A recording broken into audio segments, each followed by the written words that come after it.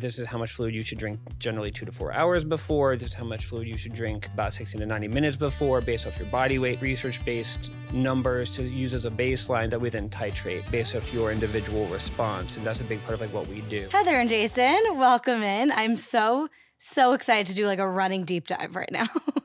We're ready for it. You guys are specialists in literally everything, I feel like. Sports physiology, strength and conditioning, sports nutrition, all of it combined. You're like a dream team, I feel like. We strive to be. We do our best, work together, and keep people healthy and running. Yeah. So that's perfect because I never thought this would happen because I used to hate running. But I have, over the last year, ran a half marathon. I'm training for another one. And then I just signed up for, to your point, what we were just talking about before, off air. You kind of keep doing it and signing up. It gets addicting. So now I'm also doing the New York City Marathon, my first one ever in November. Congrats. Thank you. So I need all of the tips. So I want to start with like, what is the most common mistake you see from runners? Well, from a training perspective, so I'll talk about it from like the strength training as well as like the actual running program. For the running program, typically we find people that are worried about the mileage and the total volume and do a lot very quickly and then kind of have to back off because they're already feeling the effects of that, meaning either soreness or injury or something that can derail their actual training plan. And then in conjunction with that, for strength training, a lot of runners don't strength train at all, which is one of the main things that can help reduce injury, but also get you running faster and more efficiently. Okay, that was going to be one of my questions too, but I'll let Jason continue. But I do want to talk about strength training. Absolutely. Yeah, definitely. I think the summary phrase is too much too soon is definitely a huge issue from the volume management side, in addition to strength mobility. So definitely if you're a tighter runner, someone gets tight. If you're trying to constantly run against tight muscles, mobility work is important for a subgroup of people. And then as a sports dietitian, nutritionally, just even thinking about what am I drinking, what am I eating? Whenever I give talks, at New York Roadrunners or places like that, I always ask people when I give a nutrition talk, like, how many of you have a nutrition plan? And I see, 3 out of like 30 people raise their hand. I'm like, well, you actually all have a nutrition plan, whether you're thinking about it or not, because you're doing something or you're not. And so it's worth thinking about how much fluid, electrolytes, carbs you need. So actually just even thinking about that is an important step. Okay, so now we have what I want to talk about is strength training, mobility, nutrition, hydration. Actually, great example. This morning, I went for just a 3-mile recovery run, and I felt crampy after the fact. And I find that happens frequently for me when I feel like it's correlated with dehydration. Do you see that a lot? And what are some mistakes people are making with dehydration, and how can we because I heard recently, like, you could drink all the water, but if you're not balancing out with electrolytes, then what am I? You start there and then I'll jump in with others. So. Sure. Yeah. So usually I'll ask first is if you're doing it like first thing in the morning, are you having any fluids before you run? Are you drinking some water or anything of that nature? Yeah, I'm drinking coffee and then I have like a water that I put some electrolytes in, amino acids, things like that. But I think where I think I might be going wrong is the night before, maybe hydrating more. Well, it depends. So you can run into cramping and issues either both with too little or too much.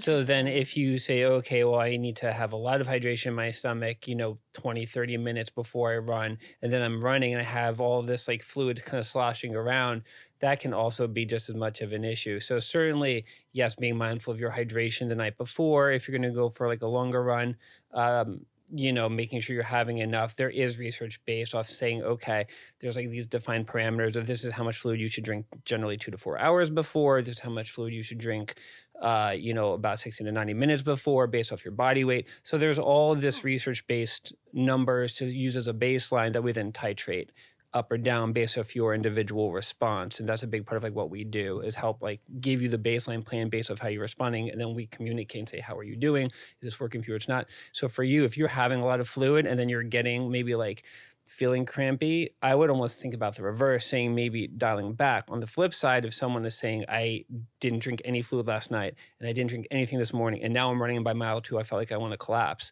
then I would say, okay, let's talk about having more. Right. I think that's a great point in terms of having an individualized run coach, because so many of us just search a PDF training plan. And to your earlier point, go out too much too soon because this plan might be, curated for someone who's already ran a marathon last month, for example. So I do think it's important. How can people kind of get that individualized help? Maybe, obviously, we're going to get into your coaching program, but are there any little tips of how people can kind of just take stock of how they're feeling on their own? Yeah. I just want to finish one more thought on the cramping because it may not actually be related to your hydration at all. Okay. It could be due to other nutritional factors, but also could be due to training. And Jason had alluded to like the mobility work. If you're not doing a warm up and your muscles are already tired and you're not doing a cool down, like all of those things can lead to cramping as well. Like if your mechanics lend towards overusing some muscles where like other primary movers or other muscles are not really helping you during your run, that can cause more cramping in those muscles too. So it depends on where we're talking about the cramps too. If it's just like in the stomach area, if it's actually like, dispersed within like muscles or anywhere else too. Yeah, I feel like running's a full-time job. Everything you've described, it's like not only do you have to do the run, but what is your nutrition plan? You have to take stock before and after on how are you feeling. Like it is a full-time job. So I'm big on like investing in a coach because I feel it's a lot to take on your own when you have your own full-time job. And like I have a full-time job and planning a wedding is a full-time job. Like there's so many. It is race training. I think people can like throw themselves into it and you don't realize till you're in it how many factors come into play.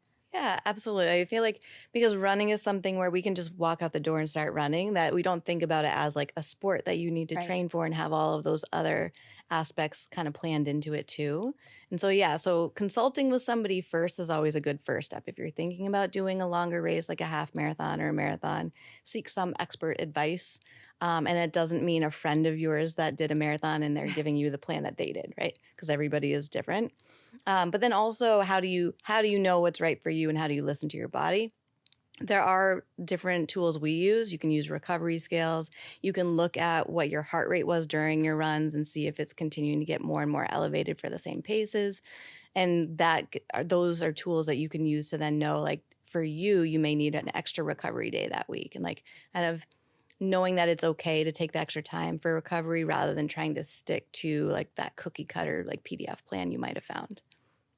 100%. I think, a plan is just a plan. Listening to your body and having that internal conversation while you're training. And, if your plan says you need to run 5 days a week and after the third run of the week, you're like, I feel lousy, take one run off that week, and then make sure you're ready for your long run and make those adjustments and have those internal conversations. And if you feel unsure about that or stressed about missing something, then that's where like kind of getting help is helpful. But yeah, having those internal dialogues, is really, really important. And if you're not sure, get help. Yeah. I think a lot of us needed that permission almost. I think we're trying so hard desperately to follow these plans to reach our goals. And just to hear, like, if you're not feeling well, it doesn't mean you're weak or not good enough. It just like might mean that your body needs some adjustment. Sure. Like the actual run is only a small part of what your overall training is, right? We're talking about hydration before and after, how you're fueling, how you're recovering, how much sleep you have, how much stress you have. So all of those kind of other factors can play into how effectively you can do your run. And so, yeah, if you had a really bad night's sleep or you have a lot of work stress that week, then maybe you do need to cut it down a little bit more than what's actually on paper for your suggested run. Yeah, and a great example too is if you even go online and search for running plans, you'll find 3-day-a-week running plans, 4-day-a-week running plans, 5, 6. So in other words, if there's ways to do the same thing across many different avenues, 3, 4, 5, 6 days a week running, clearly there's wiggle room. There's no one size fits all. Okay, and before we get into nutrition, off of this, I'm curious your take on this. I have personally seen so many people, including people close to me, all over TikTok, people that the training plan is feeling really good. So then they start to push it, or they get overexcited, or they're like, well, I, want to reach this pace or PR in my marathon, so I'm going to do more miles because David Goggins says that you should keep going through the pain and all of that. And then they end up injured and they can't run the race, or they're injured at mile, 3 of the race or whatever it might be.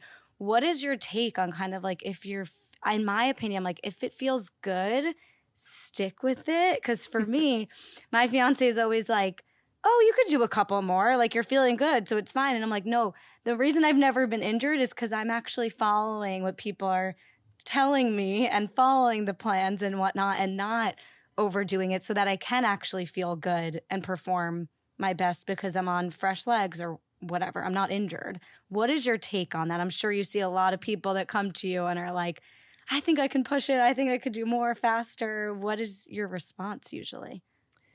It's twofold. Yeah. One is kind of providing the science behind why that's not ideal. But if somebody just did it, obviously you don't want to tell them what they just did wrong.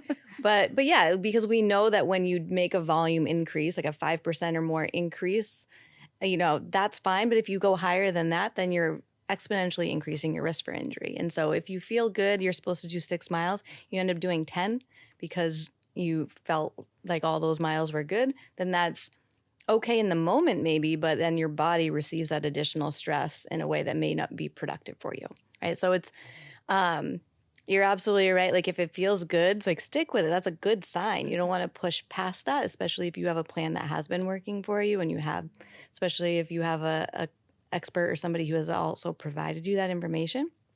But yeah, it's kind of like learning how to like trust the process, not jumping ahead to the end of the book.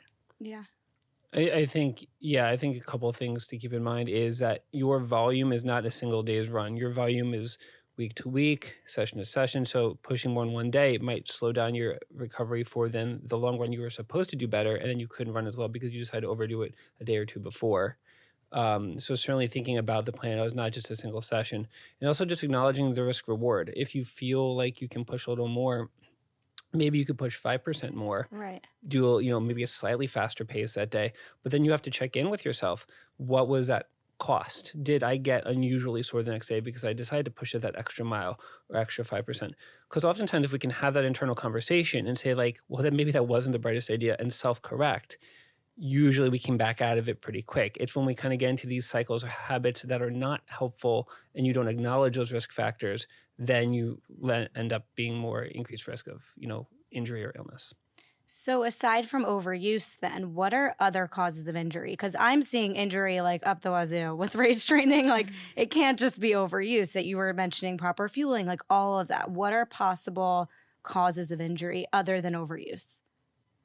One can be, a lot of people tend to sign up for half marathons or marathons with a goal of losing weight. And so if you're in a caloric deficit, not to step on Jason's toes over here, but if you're in a caloric deficit, then that absolutely does increase your risk. And it lends towards your ability to recover between all of the stress of the running that you're putting on your body. Other things, like if you have poor biomechanics, that's something that I could talk about for the rest of this podcast. So I'll not let myself do that. But if you have certain running mechanics that put additional ground reaction forces, which is essentially the force when your foot's hitting the ground, if all of those forces are increased because of your mechanics, then that can predispose you to more injuries. And how can we improve our mechanics? So main things that you can look at, even just seeing if you've seen like a race photo of yourself or just like running by, if you see your reflection in the window, see how much your foot is like reaching in front of you when you're running. And especially if your toes are up in the air, you're landing on your heel and your leg is in front of you, that's basically putting on a braking force that can cause that shock wave up your body, right? So that can lead to a lot of lower leg injuries and even hip injuries.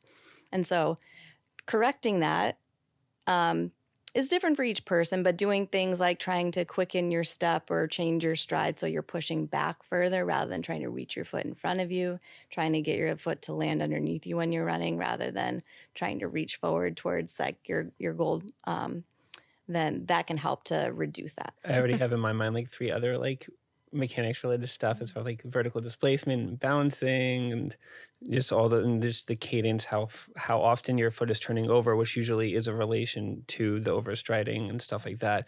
And so there's many markers, and I'm just gonna make a plug for Heather because she's an excellent, metabolic tester. And then there's ways and places you can go to get tested for all these things from like VO2 max testing, lactate threshold, mechanical efficiency, where you can get an expert like Heather to look at you and give you the feedback. So yes, you can totally find ways to kind of self-assess. But if you ever wanted like more of like kind of a gold standard look in numbers-based and data-driven answers, there are ways to get these tests done and guidance given.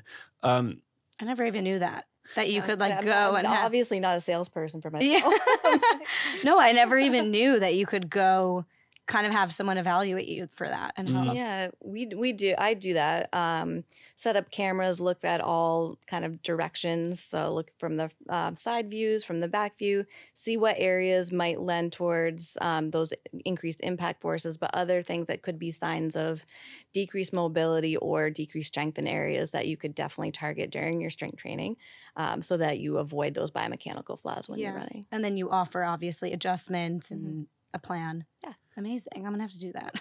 And also strengthening. Yeah, like you can identify maybe if your hips are weak and certain, you're going to hip drop when you're running in your running form. That can indicate maybe your glutes aren't as strong or certain things are tight. So there's ways to kind of create a whole plan. And on top of that, which is interesting, is you can start looking at other aspects of your aerobic conditioning, your anaerobic conditioning, your metabolic conditioning, meaning like we can figure out how many calories you're burning per minute at a certain pace and what percentage of those calories are coming from carbohydrates. So I can usually plan with, like for a marathon plan, I can plan pretty well how many grams of carbs you'll need per hour. There's ways to measure how much your sweat rate is, so we can measure and understand how much fluid you'll need to take in per hour, reasonably close to what you would actually need. So the plan we create for you in the months leading up to it and you test out during your key long runs can be something you can then feel very confident going into your marathon is going to work for you and is based off your own individual physiology. I know this is a little bit of a tangent from when you're asking like key things to watch out for besides overuse. But what I would say in general, and I'm sure I saw lots of questions coming up. I'm like, that is so cool. Tell me more. Yeah. But one thing I wanted to circle back to really quick in regards to the overtraining piece of it, the whole idea behind running and preparing for a marathon is you put a workload on your body, you rest and recover to allow your body to get better and to recover from that workload. So then the next time you put that next run or workload in, your body is a little stronger than it was. So then you're doing this incremental, like kind of cycling up, getting better, working, getting better. So I tell people after you run or after your strength training, you are weaker than when you started in that moment because you needed to put that load on your body. You then need to follow it up with enough rest and recovery. So underfueling, not eating enough calories, overtraining, not giving yourself enough days rest or enough sleep, or trying to just run an extra 3 miles every run, you are not necessarily helping yourself get better. You are just burying yourself deeper.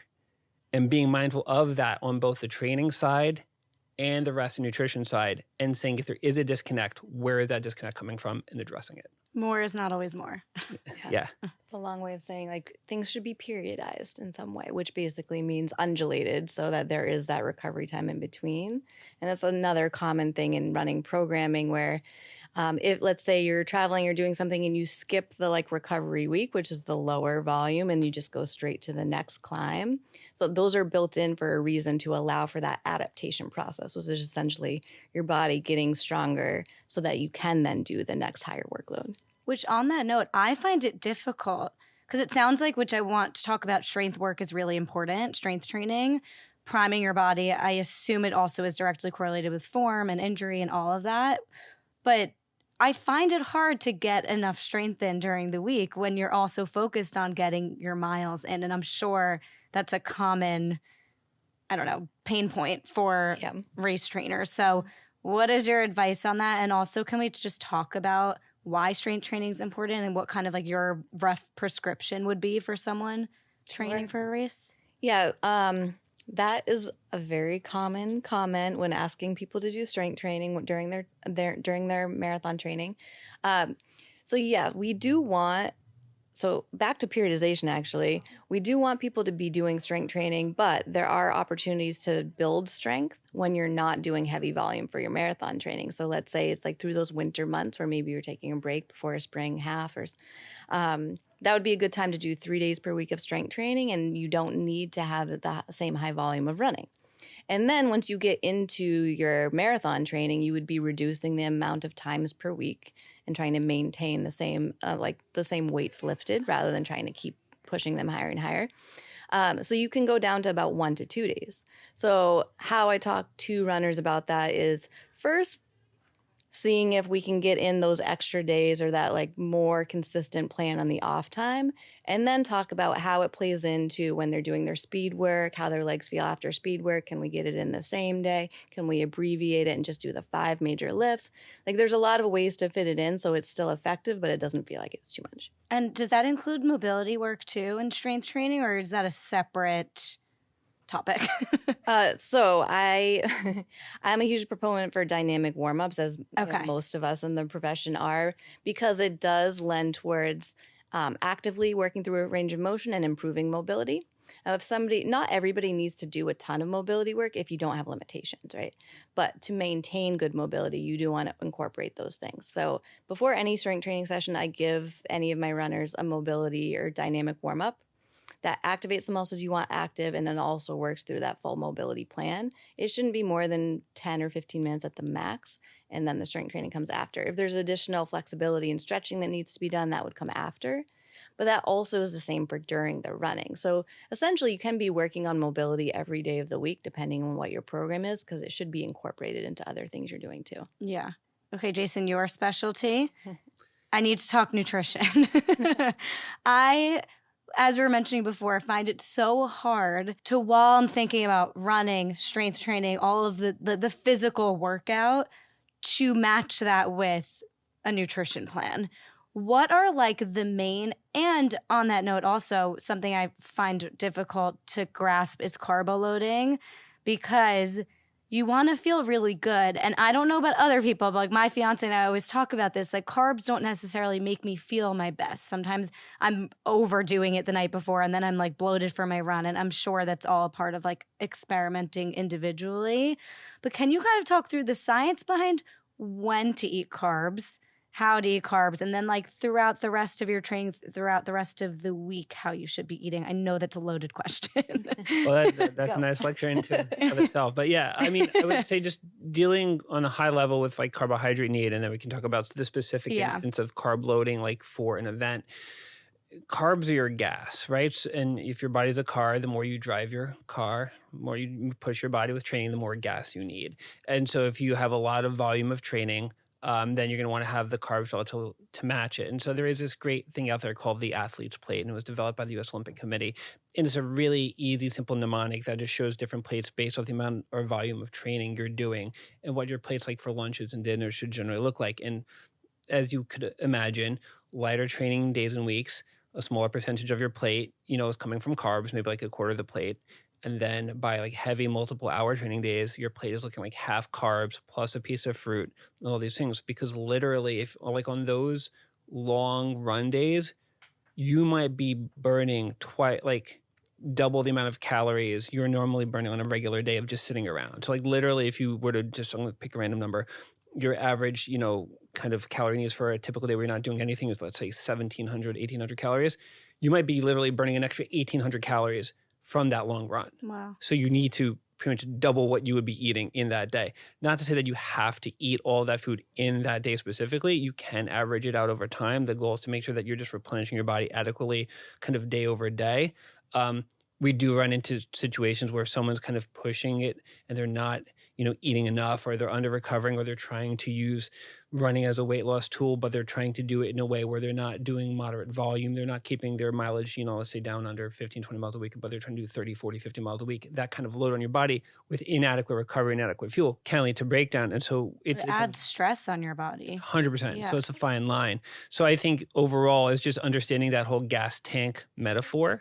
When we start talking about carbohydrate loading specifically for an event, the goal of that is so you were starting that event with as much fuel on board as possible to then be able to either race as fast as possible or minimize how much fuel you need to take in during the race. If you, let's say, have a sensitive stomach and you can't take in enough carbs during the race for whatever reason.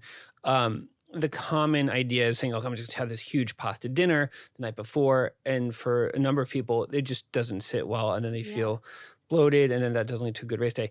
Most of the research behind carbohydrate loading is actually based off of a few days leading up to it. So I tell people you can spread that amount of extra carbs in over multiple days or even in that day before. So if I say there is, again, research based how many grams of carbs per kilogram of body weight, yada, yada, yada. There's numbers out there. But in essence, what I tell people is if you imagine taking that huge pasta dinner and spread it out over the day. Yeah. Have an extra piece of toast with breakfast, have a glass of juice with lunch, have an extra piece of fruit with snack, and then have a nice sized meal and dinner with carbs in it, but don't go crazy and know that you've gotten it over that whole day and maybe even the day before, depending upon the length of your race. And the other thing to keep in mind with this carb loading is it's really, the research is generally shown for, kind of beyond half marathon distances, kind of 13, 15 plus miles, where even starting well fed, you run the risk of running out of fuel. If you're starting like a half marathon or shorter distance, reasonably well fed and well hydrated, you're probably not going to, there are isolated circumstances, but you're probably not going to run out of fuel in those shorter distances while you're actually running. Right. Okay, that was a great tip, though, to kind of spread it out, because I think what's felt bad for me, and also knowing that it's for really like much longer distances, you don't have to shove a million carbs down your throat before a shorter distance.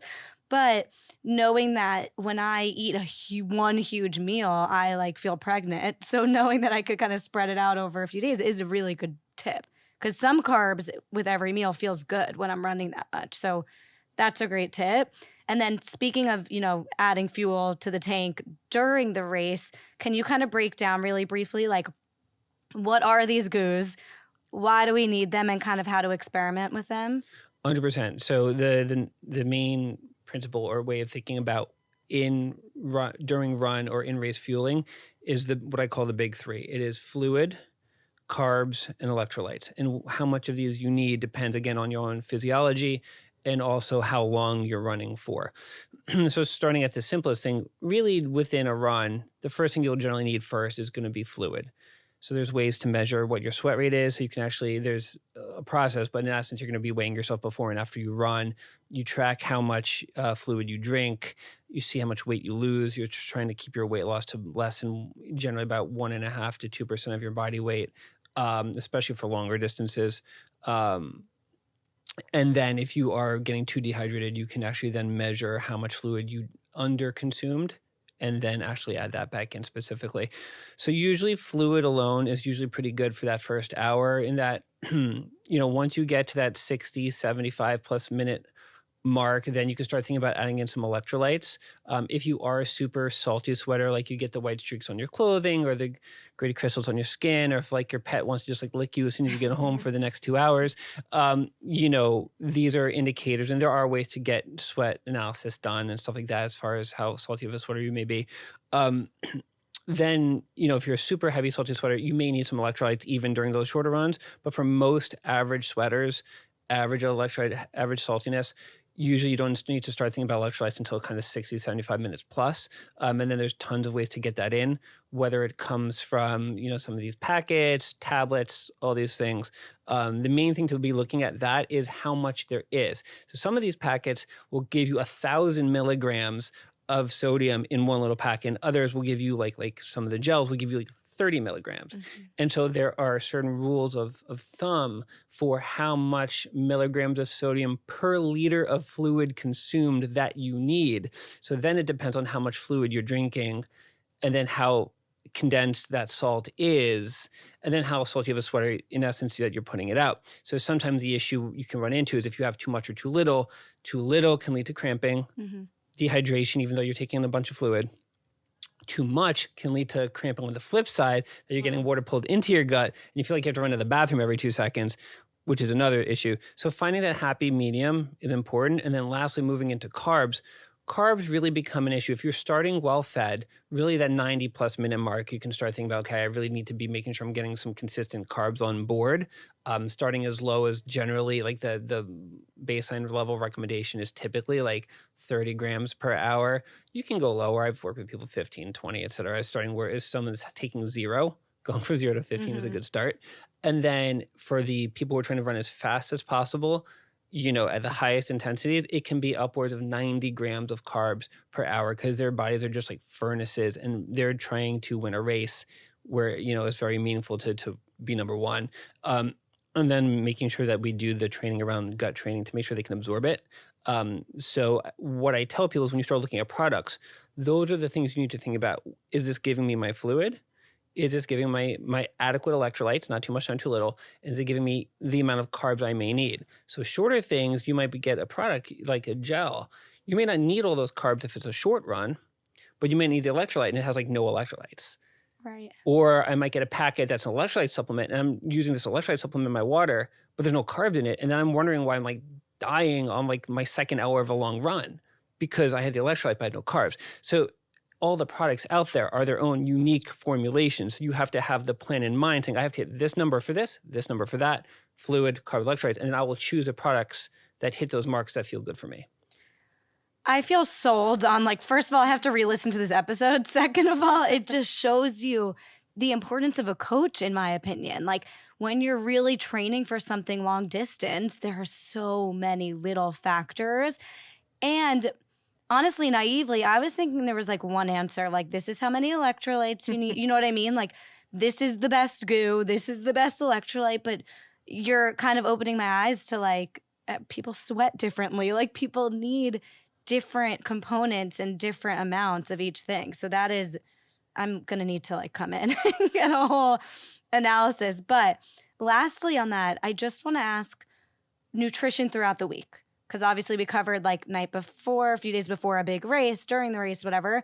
Nutrition, generally speaking, throughout the week, I'm training for a half marathon or a marathon over 3 months. How would you kind of guide someone in making sure they're eating enough, eating well, all that? Yeah, without, certainly there's ways to dial into numbers and specifics. And actually my background before moving into this career was actually as an engineer. So I'm a very numbers oriented person. But moving away from just the numbers itself, it's really making sure you're getting in adequate calories and using that athlete's plate. I'm a huge fan of the athlete's plate because it's food, right? So if someone doesn't want to be bothered with calories and grams and this and that, it's we eat food.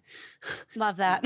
And so using that plate as a mnemonic, using your overall recovery, saying, how am I feeling day to day? Am I feeling well rested?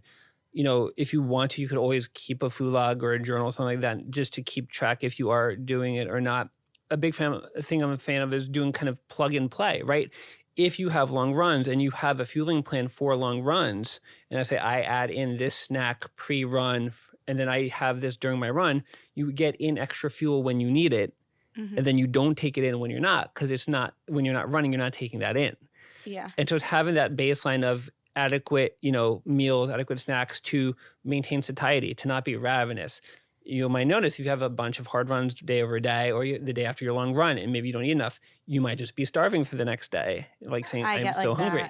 And it's probably an indicator of your body saying, okay, you burned a lot more than you took in the day before. So your body is trying to play catch up. And some of it is honoring that, not to go to the point where then you kind of stuff yourself on the other end and feel awful, but saying, okay, I'm going to listen to my body, listen to what it's asking for and give it some of it until it feels happy again and just keeping track of it. And I think for the most part, the body is very resilient in short-term stress. Meaning if it's a couple of days and you're pushing it and you then listen to your body and right the ship, most times your body will be able to deal with that fine. It's when you don't listen to those signs that, and then when something happens, you're like, oh yeah, I noticed that 3 weeks ago and I should have listened then. And the one last thing I want to say, just circling back to all these ideas of all the planning and the numbers and how much to have, it seems very daunting, but there is an approach that that a person can go through that once you get through the other side of understanding how much you need and what products look like that fulfill it, it's actually very easy to maintain a personalized nutrition program once you have it. Once you know what products you like and how much of it you need, then people are very empowered on the back end to maintain a lot of it themselves. It's just going through that first process of understanding it and being empowered within, for a few sessions. And then you say, okay, I get it now. Yeah. That is empowering. Yeah, I just want to jump in there and say, like, this sounds like so much information, so much to think about. We're talking about mobility, we're talking about strength, balancing all of that, volume control, talking about electrolytes, carbohydrates. Like, it doesn't have to happen all at the same time. Like, you can take it one step at a time and start to integrate things as you go. I'm a huge fan of journaling. Jason mentioned like a food journal, which is a good way of seeing like what you are taking in and tracking that also with how you feel on your runs, what you did for your runs. So you can find patterns and see the relationship between those things. Yeah, I think that's part of why I keep signing up for races. It's because like, okay, last time I mastered this. Now I want it. Yeah. So it is true. Like it's kind of over time. You do research on one thing, get that down, and then the next thing. And I think that's part of what makes it kind of addicting when you first start. Yeah. It's like learning more about your body. But just lastly on that, protein. I feel like a lot of running is about carbs, carbs, carbs. And you're talking about like satiating yourself, which in my mind is like you need more protein. But I feel like it's never really part of the running conversation. So can you touch on that? Yeah, I mean, I think the idea is you need adequate protein, but if you look at like within the research, as far as like if you're doing endurance sports, there's a minimum you need to be hitting, certain grams per kilogram body weight. But if you look at like what the recommendations are when you train more, how much more of those additional calories from training come from protein is minimal. It's mostly from carbs. In other words, there's a floor you need to meet, a minimum amount of protein, but going way beyond that doesn't actually provide significant benefit, because what happens is if your body needs fuel, it will then just burn that extra protein for fuel. And protein is actually a very inefficient fuel. That's why it's helpful in weight loss, because in weight loss, because you have to spend about 33% of those protein calories to break down the protein and digest it, it's an inefficient fuel, which is great for staying full, satiated, and kind of burning more calories in the process of trying to be low in weight. It is not helpful on the flip side when you need that as an efficient fuel source and you need enough energy to burn, while you're training and then to recover for the next day's training, et cetera, et cetera. So a lot of times I often talk to people saying like, what population are you falling in? Are you in the weight management side of things, or are you in the endurance athlete side of things? And again, we can live in multiple roles and worlds in our lives, but as far as what's taking precedent in a specific moment matters, because if you try to be things that are kind of somewhat opposed to each other, you're not going to get the best of either. Mm-hmm. Wow. I never thought of it that way. That's really informative. Okay. So lastly, can you guys just kind of share what it's like to work with you? If someone's listening and they're like, I need this dream team, like evaluate me, do whatever you want. What does it look like if someone signs up with you guys? You just experienced a little bit of it. So when we start with anybody, we get a lot of their background, what their injury history is, what their labs look like, if that's available, what their goals are, what their workout history has been. All of those things kind of play into then what the next steps are. And so then looking at what they are currently doing for programming and then finding all of the things that they need to fill in the gaps or what they're missing. There's a lot of education, as you learn. There's a lot of things that we can help, and you don't have to know all of this. Like, that's why you have us here. And so having that kind of partnership and kind of guidance throughout. Yeah, so the way we structure our program is typically kind of a 3-month program, and you're meeting with each of us, each month for 3 months. And Heather's typically tackling the kind of strength and conditioning, mobility, volume management side of things. And I'm typically, doing the sports nutrition side. And on the sports nutrition side, we try to kind of hit the 3 main aspects of nutrition, which is I kind of call it like the fueling performance pyramid or the fueling pyramid. It's like kind of foundational or fundamental nutrition. Am I eating enough calories? Am I keeping my immune system up? Is my body composition where I want it to be? All these kind of key things that kind of underlie being a healthy human. Because I always tell people, if you're not a healthy human, you can't be a healthy athlete. If you're sick, hurt, injured. Second layer is performance nutrition. How much carbs, fluid, protein, electrolytes, how much do I need for my actual performance training, for adaptation around my training, around my runs, to promote the best adaptation and recovery possible. And then lastly, the third month will be race day nutrition, taking all that and then specifically creating a personalized nutrition plan for race day that you can then practice in your key long runs towards the end when you're doing your 17, 18, 20, 22 milers, and have that ready to go for race day. So like from the nutrition side, our goal with these series of sessions is to prepare you on all the key levels of what your body needs to get through the whole training, healthfully and safely through nutrition, and then also through race day. And then we do offer, like, once you're done with the kind of the program, if you want to keep working on things, we do month to month stuff too, to keep you on top of stuff. But that's kind of the key. And that's in addition to like actually coming up with the plan for them too, right? Like, so this is the run you're doing this day or whatever. Yeah, so we have a variety of different options. Okay. One is, a lot of people do have run coaches already, or they are using a program that they've used before that they like, that they want to stick to. And so I will be the person to fill in the gaps of, all right, this is the running plan that you have. And so let's fit in this mobility work, this recovery day, this strength training session on these days around it.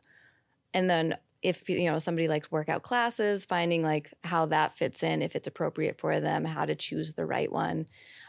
Then also we can work with the running coach on like what the plan is. If it is like an app or something, we'll give direct like feedback on whether or not they should be following it exactly or the tweaks they should be making to it.